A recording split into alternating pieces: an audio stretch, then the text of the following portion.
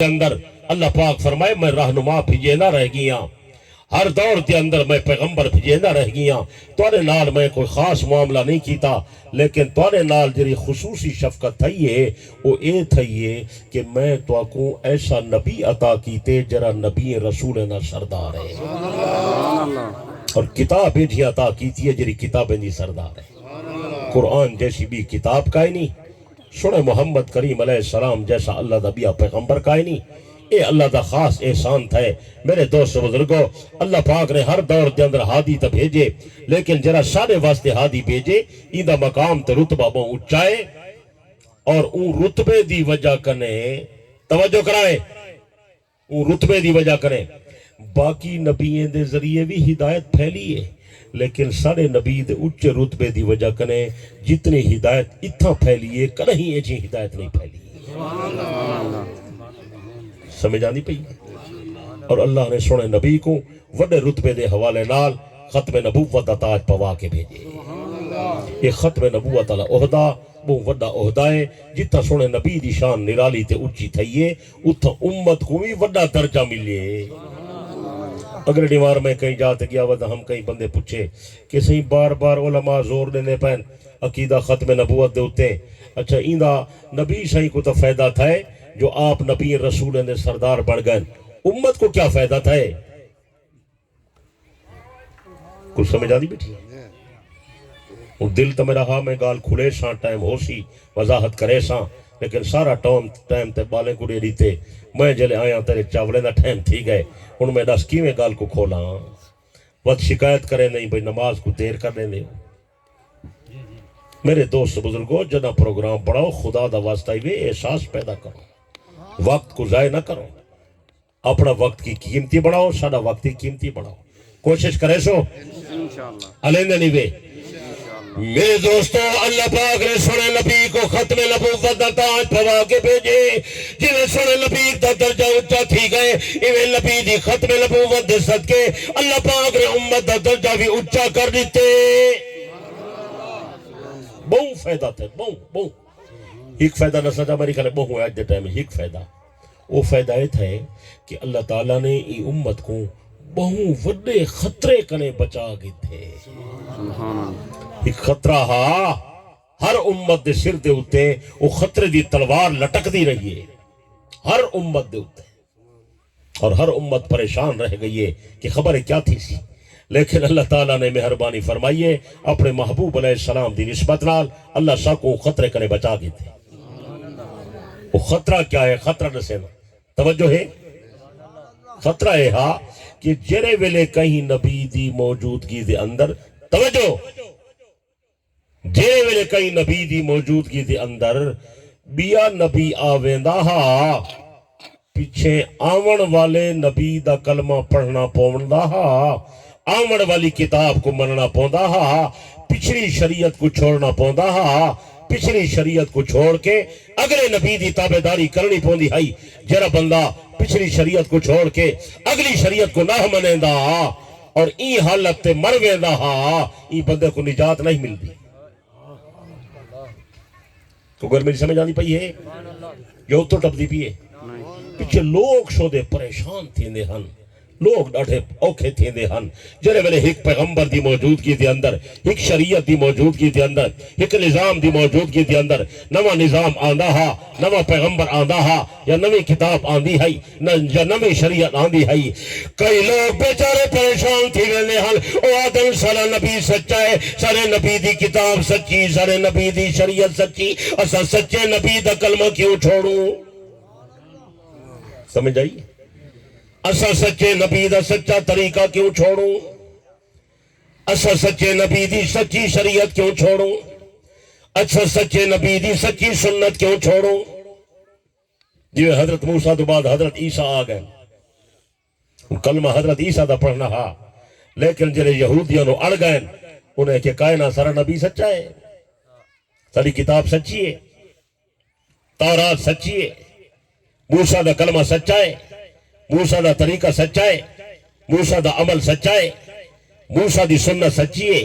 اسا سچے پیغمبر دی طریقے کو نسے چھڑیں دے میرے دوستو بزرگوں جرے ویلے او لوگ اگلے نبی دا کلمہ نہ پڑھ دے نتیجہ نکلدا حال ناکام تھی ویندے ہن اگر ای حالت دے اندر مردے ہن کفر دی حالت تے موت آوے نہیں آئی انہیں دا ٹھکانہ جہنم بڑھ ویلا سونے نبی دا کلمہ پڑھ والا شکریہ ادا کیتا کر اللہ پاک نے سونے نبی دی ختم نبوت دے صدقے تے کو میں کوئی خطرے کلے بچا گیتا جنہیں سونا نبی ختم نبوت دا تاج پا کے آگے ساکو خطرہ کائیں نہیں نوے نبی دی آمد دا خطرہ کائیں نہیں نوے کلمے دا خطرہ کائیں نہیں نوی کتاب دا خطرہ کائیں نہیں نوے طریقے دا خطرہ کائیں نہیں نوی شریعت دا خطرہ کائیں نہیں قیامت تا کلمہ چلسی سونے محمد دا چلسی طریقہ چلسی سونے محمد دا چلسی کتاب چلسی سونے محمد دی چلسی شریعت چلسی سونے محمد دی چلسی جرب اللہ نبی دا کلمہ پر گندے اب موت تک ای کلمے تے باقی راندے ای کو کلمے تے موت آن دیئے بندے دا ٹھکانہ جنت بنوے دے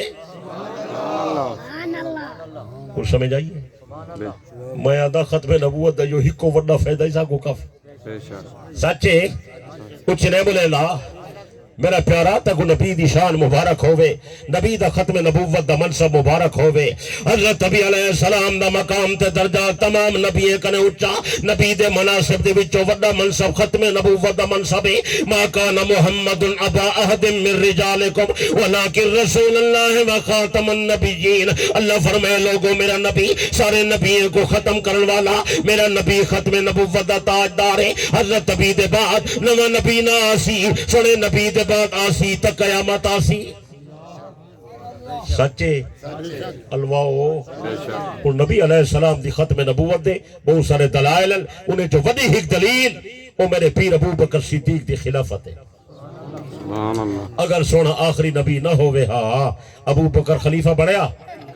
ان علینا نہیں میں اللہ تا صحیح تو نو نبی آوے وقت خلیفہ کی ضرورت ہے نظام خلافت کی میں چل گئے میرے دوست بزرگوں نبی دی ختم نبوت دی وڈی دلیل صدیق اکبر دی جانشینی ہے صدیق اکبر دی خلافت ہے حضرت نبی علیہ السلام نے کئی موقع تھے ابو بکر صدیق اور اپنی جانشینی واسطے اشارہ کیتا حضرت پیغمبر نے نماز دے موقع تے فرمایا مرو ابو بکر فلیصلی بالناس ابو بکر کو آکھو میرے مصلی تے آوے لوگوں کو نماز پڑھاوے حضرت نبی دے زمانے حج دی فرضیت دا حکم آیا پیغمبر نے پہلا حج دا قافلہ روانہ کیتا حج دے قافلے واسطے سونے نبی نے حد امیر ابو بکر صدیق نو مقرر کیتا انہوں اجتماعی باتن حج بھی تے نماز بھی حج دا امیر بھی ابو بکر نماز دا امام بھی امیر تھے الویندے نوے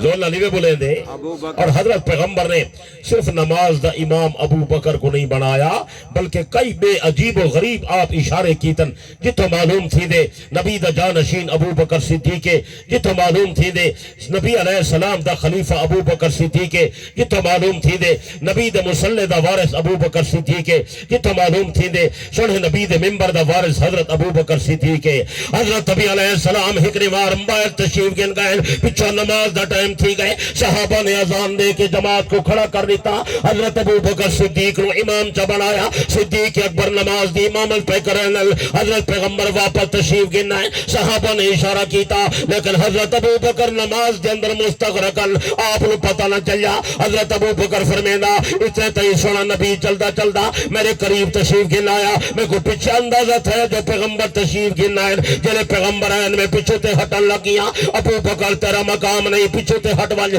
سنے نبی اشارہ کیتے ابو بکر صدیق اس وقت مکانک اپنی جگہ تے کھڑا رہے اے جگہ میں محمد دی لیکن میں محمد تے کو عطا کر دیتی اج بعد مقام میڈا نہیں اے مقام تیدا ہے یہ بہت وڈی گال ہے اور کئی نمازاں پیغمبر نے صدیق دے کٹھے پڑھیں عجیب نماز ہے ایک نماز تیہ ہے انہا حال تک سنا ہے بھی نماز آپ دی مرض الوفات دیئے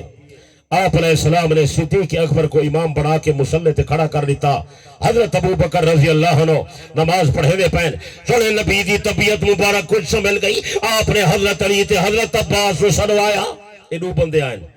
ایک چاچا ہے ایک داماد ہے ایک ہاتھوں نے مونڈے تے رکھے نے بھی ہاتھوں نے مونڈے تے رکھے نے فرمانے میں کو سہارا دے ہو تیرا طبیعت کمزوری ہے میں چاہتا کہ میں نماز مسجد ون کے ادا کر رہا ہوں روحین دے مونٹے دے ہاتھ رکھ کے وینے پہ علماء لکھ دن کہ صحابہ تا بے شمار ہن آپ کہیں بے کچھ سڑے نا لیکن پیغمبر نے اپنا ہاتھ اپنے چاچے دے مونڈے تے رکھا بیا ہاتھ حضرت علی دے مونڈے تے رکھا کیونکہ نبی دا چاچا نبی دے خاندان دا نامور بندہ ہا حضرت علی نبی دے خاندان دا نامور بندہ ہا اے دو بندے بڑے اہم ہن آپ نے دوہائیں دے مونڈے تے ہاتھ رکھ کے مسجد دے اندر ونجڑ دا ارادہ کیتے اور انہیں کو نال لا کے صدیق اکبر دے قریب آئین لوگے کو نشا دیتے نے میں محمد ابو بکر کو اپنا جانشین بنائے اپنے مسلح تے نائب بنائے اگر شک ہوئے تو عباس علی کرے پچھاہے میرے فیصلے تھے انہیں دوہائیں کو بھی پورا اعتماد ہے جنہیں بلے آپ آئین حضرت ابو بکر رضی اللہ تعالی عنہ نماز پڑھنے پہ ہن حدیث کے اندر آئے کہ حضرت ابو بکر تلاوت شروع کی تھی کھڑے ہیں سورت فاتحہ پڑھی نے انہیں بعد قرات اگو شروع کی تھی نے سورت پڑھ دے پہ ہن اتنے تھی پیغمبر تشریف گھیلائن جنہیں بلے تشریف گھیلائن تو حضرت ابو بکر کو اشارہ کی تنے تو ہی تھا ہی کھڑا رہے میں تیرے نال باندھا میں امام بڑھسا تو مکبر بنی صحابہ کو نماز پڑھنے ہیں نبی علیہ السلام حضرت صدیق اکبر دے نال کھبے پاسو بہ گئے یا سجے پاسو بہ گئے با اختلاف روایات بہ گئے صدیق اکبر دے نال آپ خود امام بن گئے ابو بکر کو مکبر بنا لیتے نے تے صدیق اکبر رضی اللہ عنہ این رکعت دے اندر سورت فاتحہ پڑھ کے اگلی سورت دی تلاوت کریں دے پہن حدیث کے اندر بالکل وضاحت موجود ہے آپ علیہ السلام نے تکبیر تحریمہ آکے نماز دے اندر شامل تھی کہ اخذ رسول اللہ صلی اللہ علیہ وسلم القراءۃ من حیث بلغ ابو بکر آپ نے تلاوت اتھاؤ شروع فرمائیے جتھو ابو بکر صدیق پڑھدا پیا سبحان اللہ سمجھ آنی بھی ہے پڑھنے لگے سن دے پہ ہو اس قابل غور گالے کہ صدیق اکبر فاتحہ پڑھی کھڑے اگو سورت پڑھدا پہ نبی سے اتھاؤ سورت کنے اگو شروع تلاوت فرمائیے سوال اے ہے کہ پیغمبر نے فاتحہ کیوں نہیں پڑھی یہ نبی دی آخری نماز ہے مسجد دے اندر سائیں نے فاتحہ نہیں پڑھی پڑھی ہو گیا تو حدیثی تذکرہ ہو گیا حدیثی ذکر کا ہی نہیں حدیث دے جملے میں تک سنے نا بیٹا امام احمد اپنی مسند نقل پہ کریں اخذ رسول اللہ صلی اللہ علیہ وسلم من حیث القراءۃ من حیث بلغ ابو بکر حیث القراءۃ من حیث بلغ ابو بکر سنے پیغمبر نے قرات تو شروع فرمائیے جتا ابو بکر تلاوت کیا کریں لہا حضرت پیغمبر نے سورۃ فاتحہ نہیں پڑھی اور پیغمبر نے این رکعت کو لوٹایا بھی کائیں نہیں میں ادا اگر پیغمبر دی بغیر فاتحہ دے امام دے نال نماز تھی گئی ہے تو سوچو ساری امام دے پیچھے نماز کیوں نہیں تھی دی ایک کل کئی بندے پکائی ودن نا انجی امام دے پیچھو فاتحہ نے بھی پڑھی تو نماز کا نہیں تھائی میں کہ نبی دی تھائی ہے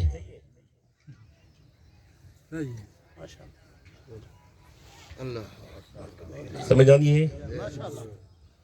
پیغمبر سورت فاتحہ کا نہیں پڑھی اگو سورت پڑھی ہے سورت فاتحہ ابو بکر پڑھی کھڑا نبی سہی رکعت والا دہرائی نہیں نبی دی نماز تھئیے کا ہے نا تھئیے تو ساری تھی وینی سمجھا نہیں بیٹھی ہے اللہ سمجھ دی توفیق دے وے کچھ امین اکھ مل کے امین اکھ چھک کے امین اکھ میرے دوست بزرگوں خام خواہی میں بندے غلط گالی کریں اور ہووے ہاں ٹائم میں ذرا تفصیلی کرا ہاں مزید دسا ہاں تک انہیں دا حال ای میں شو دے زد علی گال تے کھڑ گئے ہیں سوئی نے دی اڑ گئی ہے باقی حقیقت وچ کائیں نہیں چاسی نے دی کائیں نہیں سمجھ آنی بیٹھی ہے تو میرے دوست بزرگوں پوری امت جرے کم تے عمل کریں نہیں پیے وہ امت دا طریقہ بالکل صحیح ہے اکو الحمدللہ کچھ اکو الحمدللہ مل کے اکو الحمدللہ تو فاتحہ دا پڑھنا امام تے لازم ہے، یا جیرا بندہ کلی نماز پڑھدا کھڑے اون دے اتے بھی لازم ہے، کلا بندہ نہیں پڑھدا نماز نہیں تھی۔ اگر امام دے پچھو پڑھدا